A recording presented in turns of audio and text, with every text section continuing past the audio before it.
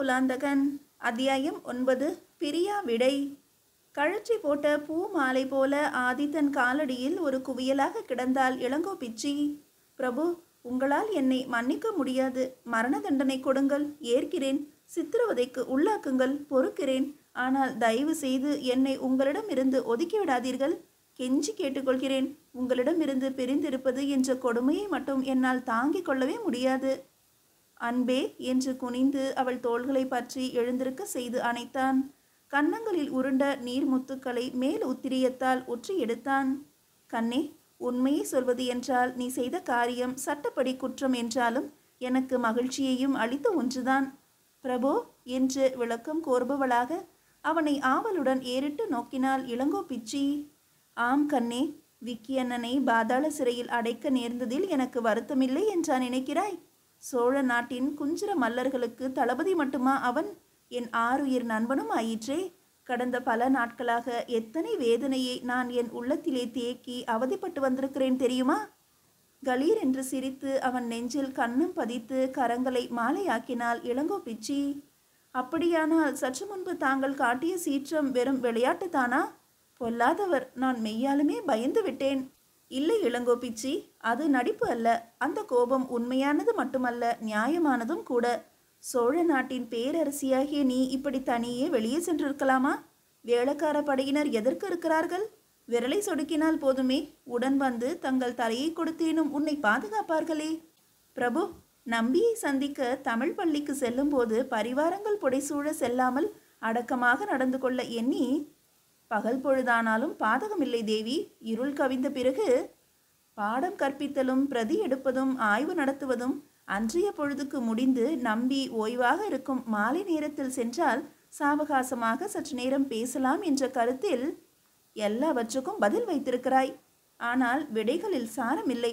பல்லக்கில் விக்கியண்ணன் புகுந்தது போல வேறு யாரேனும் பாய்ந்திருந்தால், அல்லது விக்கியண்ணனே இருட்டில் உன்னை இன்னார் என்று தெரியாமல் தன்னை காத்து கொள்வதற்காக உனக்கு ஏதேனும் தீங்கு இழைத்திருந்தால், உனக்கு நேர்கின்ற துன்பம் ஒருபுறம் இருக்க, சோழ தேசத்துக்கும் சோழ மன்னர் பரம்பரைக்குமே நேரக்கூடிய அபகீர்த்தி பற்றி யோசித்தாயா?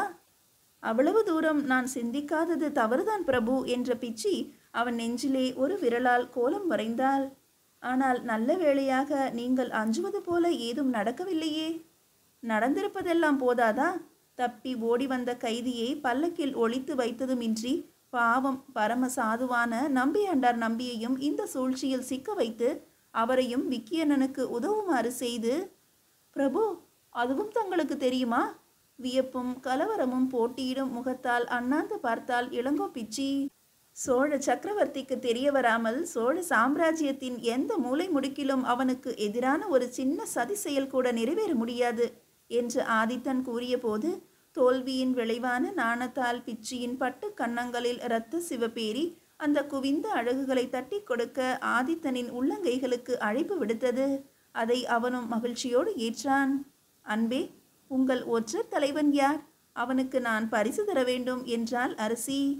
ஒற்றர் தலைவன் யார் என்பது 4 பேருக்கு தெரிய வருமானால் அவன் ஒற்றர் தலைவனாக இருக்கவே அருகதையற்றவன் என்று ஆதித்தன் கூறி பிச்சியை மேலும் திகைப்பில் ஆழ்த்திய சமயம் கூடத்துக்கு வெளியே காலடி யோசையும் ஆதித்தா என்று அழைக்கும் ஒளியும் கேட்க தன் அரவணைப்பிலிருந்து பிச்சியை விடுவித்தான் ஆதித்தன். செவிலித்தாய் குவளை ஒருத்திக்குத்தான் அவர்கள் தனிமையில் குறுக்கிடும் அதிகாரமும் துணிவும் உண்டு என்பதால் ஏதேனும் அவசர காரியமெனில் அவள் மூலம்தான் அதிகாரிகள் அகால நேரத்தில் மன்னரையும் அணுகுவார்கள். குவளையும் அபூர்வமாகவே தனக்குள்ள உரிமையை எடுத்துக்கொள்ளும் போது வேண்டுமென்றே இப்படி சத்தப்படுத்தி கொண்டோ அல்லது உரக்க பேசிக்கொண்டோ வந்து மன்னரும் மனைவியும் ஒருவரிடமிருந்து ஒருவர் விலகி நிற்க வசதி செய்து தருவாள். வாருங்கள் அன்னையே என்று அவள் நிலைவாசலை நெருங்கும் முன்னரே வரவேற்றான் ஆதித்தன். மைந்தா, என்ன இது நான் கேள்விப்படுவது? நீ ரொம்ப கோபமாய் இருக்கிறாயாமே. அந்த புறத்தில் அனைவரும் உன் சும்மா குரல் கேட்டு நடுநடுங்கி போயிருக்கிறார்கள். அம்மா, என்னால் ஆயுள் தண்டனை விதிக்கப்பட்ட விக்கி அண்ணன் பாதாள சிறையிலிருந்து தப்பிவிட்டான். அவனுக்கு இவள் அடைக்கலம் தந்திருக்கிறாள். எனக்கு ஏன் கோபம் வராது? வரவேண்டியதுதான். ஆனால் அதை யார் மீது காட்டுவது என்பதில்தான் நமக்கிடையே கருத்து மாறுபாடு. உன் சினம் சிறை அதிகாரிகள் மீதல்லவா திரும்ப வேண்டும்?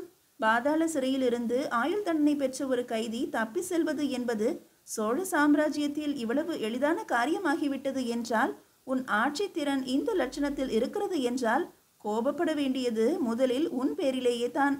அன்னையே என்று அதட்டலாக ஆதித்தன் குரல் ஒலிக்கவும், மகனே, என்னையும் இளங்கோ பிச்சி போல பயப்பட சொல்கிறாயா என்று கேட்டு சிரித்தாள் குவளை.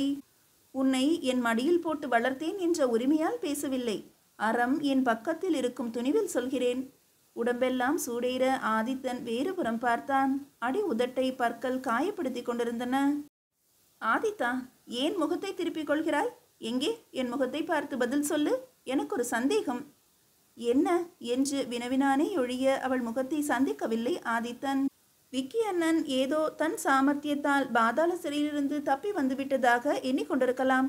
ஆனால் உண்மையில் விக்கி அண்ணன் தப்புவதற்கு நீயேதான் வழிவகுத்திருக்கிறாய்.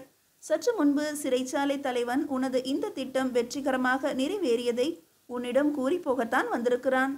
அம்மா என்ற ஒரு சொல்லுக்கு மேலாக பேச முடியாமல் சற்று நேரம் வியப்பில் திணறிய ஆதித்தன் கண்களில் நீர் பனிக்க குவளையை மெல்ல திரும்பி பார்த்தான். உங்கள் கூர்மதியை வெல்ல சோநாட்டில் யாருமே இல்லை அம்மா என்றான்.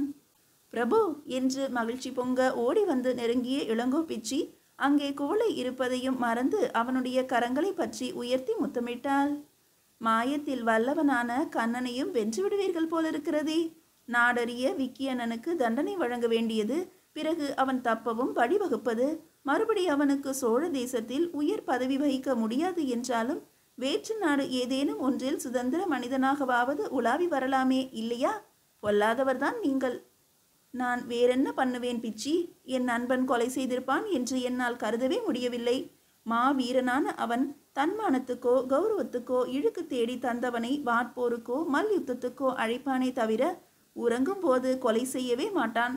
ஆனால் சாட்சியங்கள் எல்லாம் அவனுக்கு எதிராய் இருக்கும் போது தண்டனை தராவிடில் நண்பன் என்பதால் விட்டுவிட்டேன், நீதி தவறிவிட்டேன் என்று பேச்சு எழும். பிரபு, அப்படியானால் நான் குற்றமற்றவள்தானே? எனக்கு தண்டனை ஏதும் இல்லையே என்று இமைகளை படபடத்து புன்முறுவலுடன் வினவினாள் இளங்கோ பிச்சி. அப்படி எண்ணுவதற்கில்லை பிச்சி. மன்னனாகிய நான் தண்டனை தரலாம், தண்டனையை தளர்த்தவும் செய்யலாம். அதற்கு எனக்கு அதிகாரம் உண்டு. ஆனால் ராஜநீதி செயல்படாமல் இடையூறு செய்ய யாருக்குமே உரிமையில்லை. நீ விக்கி அண்ணனுக்கு உதவிய போது என் கருணை பற்றிய இந்த விவரம் உனக்கு தெரியாது. தப்பியோடி வரும் கைதிக்கு உதவுவதாக நினைத்தே அபயமளித்தாய். நம்பியை அதில் சம்பந்தப்படுத்தி அவரையும் என் ஆணைக்கு விரோதமான காரியத்தில் இறங்க தூண்டினாய். இதற்கெல்லாம் தண்டனை பெற வேண்டியவள்தான் நீ. அவமானத்தால் வெட்கி உடல் குன்றி தளர்ந்த இளங்கோ பிச்சியை நெருங்கிய குவளை அவள் முதுகை ஆதரவாக ஒருமுறை தடவி கொடுத்துவிட்டு மகனை பார்த்து கூறினாள். ஆதித்தா, விக்கி அண்ணனுக்காக பெருக்கெடுக்கும் உன் கருணை உன் மனைவிக்காக சுரக்காதது வியப்புதான் என்று. தாயே, கடுமையோடு கருணையை இணைக்க என்னை பழக்கியவரே தாங்கள்தான். நீங்கள் கோரி நான் மறுப்பேனா? அதனால் இவள் பெற வேண்டிய தண்டனையை இப்போதைக்கு ஒத்தி போடுகிறேன். ஆனால் என்றேனும் ஒரு நாள் இன்று விதிக்கப்பட வேண்டிய தண்டனையை நிறைவேற்றும் காலம் வரும். அந்த தருணத்தில் இவள் முகம் சுளிக்காமல் அதை ஏற்கட்டும் என்றான் ஆதித்தன். இளங்கோ பிச்சி உடல் சிலிர்க்க கண்களை மூடினாள். ஏனோ அப்போது அவள் மனத்திரையில் அபிமானவல்லி தோன்றினாள். ஒருவேளை தான் பெறப்போகும் தண்டனை அபிமானவல்லி அரண்மனைக்கே வந்து வாசம் புரிய வசதியாக அமையுமோ என்கிற எண்ணமும் கூடவே உருவாகி அவள் மனம் கசந்து போக செய்தது. ஆனால் அந்த மனக்கசப்பு அதிக நேரம் நீடிக்கவில்லை. அபிமானவல்லியை அறவே மறந்து ஆதித்தனிடம் தன்னை பூரணமாக ஒப்படைத்து கொண்டாள் இளங்கோ பிச்சி. சரி, நாளை சந்திப்போம் என்று கூறி குவளை விடைபெற்றதும் அதற்கெனவே காத்திருந்தவன் போல ஆதித்தன் இளங்கோ பிச்சியை தன்பால் இழுத்து அணைத்தான். சமீபத்திய பலவித உணர்ச்சி கொந்தளிப்புகளால் அலைப்புட்டிருந்த அவன் மனம் அமைதியை நாடியது. பிச்சி மீது ஆதித்தனுக்கு ஏற்பட்ட கோபம் அன்பு காரணமாகவே எழுந்தது என்பதாலும் அரசியின் துயரம் மன்னன்பால் அவளுக்குள்ள காதலையே வலியுறுத்தியது என்பதாலும் இருவருமே நெகிழ்ந்து போயிருந்தார்கள். வெளியுலகையும் சுயநினைவையும் இழந்தவர்களாக பிரேமை பிரவாகத்தில் மூழ்கினார்கள்.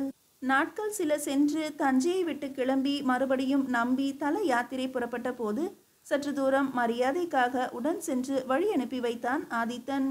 மன்னன் தஞ்சை கோட்டை வாயில் அருகே குதிரையில் வந்திறங்க அதற்கு சில கணங்கள் முன்னர்தான் சிவிகையில் அங்கு வந்து சேர்ந்திருந்தார் நம்பி. இருவரும் ஆலிங்கனம் செய்து கொண்டு பிறகு மனமொன்றிய நண்பர்களாய் கோட்டை வாசல் அகழிப்பாலம் எல்லாம் கடந்து ராஜபாட்டையில் நடந்தனர். பரிவாரங்கள் பணிவான தூரத்தில் பின்தொடர்ந்தன. அவர்களுக்கிடையில் மழுங்க மொட்டையடிக்கப்பட்ட தலையிலும் கழுத்திலும் ருத்ராட்சங்கள் அணிந்து உடலெங்கும் பட்டை பட்டையாக திருநீறு பூசி ஒற்றை துணியை இடுப்பிலே சுற்றி சிவப்பழமாக நடக்கும் விக்கியண்ணன் ஆதித்தனின் கூரிய கண்கள் கவனித்து குறும்பிலே மின்னின. புலவரே, நான் சொன்னதெல்லாம் நன்கு நினைவிருக்கிறதல்லவா? சோழ நாட்டின் விலை மதிப்பற்ற பொக்கிஷத்தை உம்மிடம் ஒப்படைத்திருக்கிறேன் என்றான் ஆதித்தன். பத்திரமாக பாதுகாத்து சமயம் வரும்போது அல்லது நீர் கேட்கும் போது உம்மிடமே திருப்பி தருவேன் என்றார் நம்பி.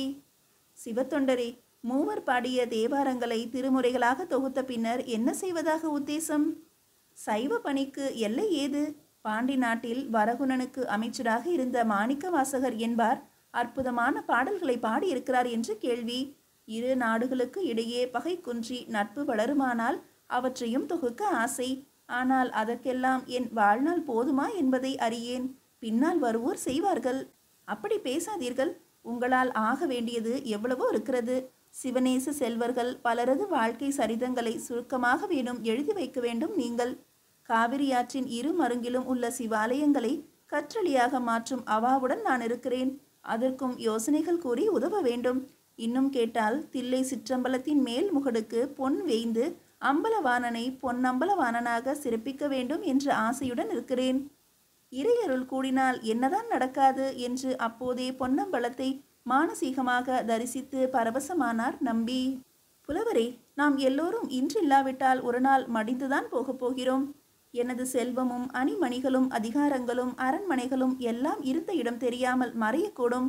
ஆனால் நீங்கள் தொகுத்திருக்கிறீர்களே இந்த திருமுறைகளுக்கும் நான் எடுப்புகின்ற கற்றளிகளுக்கும் எனது பரம விரோதி கூட தீங்கு இழைக்க மாட்டான். இவை நமது பெயரை சொல்லிக்கொண்டு என்றென்றும் வாழும், நம்மையும் சிரஞ்சீவிகளாக்கும். மன்னவா, அழகாக பேசினீர்கள். ஆழ்ந்த கருத்துக்களையும் சொன்னீர்கள். தங்களுடன் பேசிக்கொண்டே வழி நடந்தால் அலுப்போ சிரமமோ தெரியாமல் எவ்வளவு தூரம் வேண்டுமானாலும் செல்லலாம்.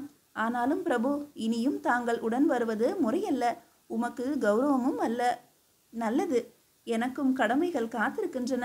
நீங்கள் சிவிகையில் அமருங்கள் என்று கூறி பட்டத்து குதிரையை அருகில் கொணர சைகை காட்டினான் ஆதித்தன். உங்கள் பரிவாரத்துடன் 2 குதிரை வீரர்களையும் அனுப்புகிறேன். இருக்கட்டும், ஏதேனும் ஒரு சந்தர்ப்பத்தில் அவசர தேவை எனில் செய்தி கூறி அனுப்பலாம். சென்று வருகிறேன் ஆதித்தா. மறுபடியும் நாம் சந்திப்பது எப்போதோ? நீங்கள் எதிர்பார்ப்பதை விடவும் சீக்கிரமே பார்க்கலாம் என்ற ஆதித்தன் லாவக கம்பீரத்துடன் அந்த உயர் ஜாதி அராபிய புரவி மீது ஆரோகணித்து அதனை தட்டிவிட்டான். சற்று நேரத்தில் அவன் தஞ்சை கோட்டை வாசலை திரும்பவும் வந்தடைந்த போது அங்கே ஏதோ கலவரம் நிகழ கண்டு குதிரையை இழுத்து பிடித்து நிறுத்தினான். மன்னரை கண்டதும் அதுவரை அதிகார துணியில் கூச்சலிட்டு கொண்டிருந்த கோட்டை காவலர்கள் வணங்கி நிற்க, அவர்களுக்கு இடையில் அயலூர்காரர்களைப் போல தோன்றிய 4 தயக்கத்துடன் நின்றிருந்தனர். அவர்கள் எதிரே பெரியதொரு மரப்பெட்டி தரையில் இறக்கி வைக்கப்பட்டிருந்தது. என்ன ரகளை இங்கே என்று அதட்டலான குரலில் வினவி அந்நால்வரையும் கூர்ந்து நோக்கினான் ஆதித்தன். மீதியை அடுத்த அத்தியாயத்தில் காணலாம்.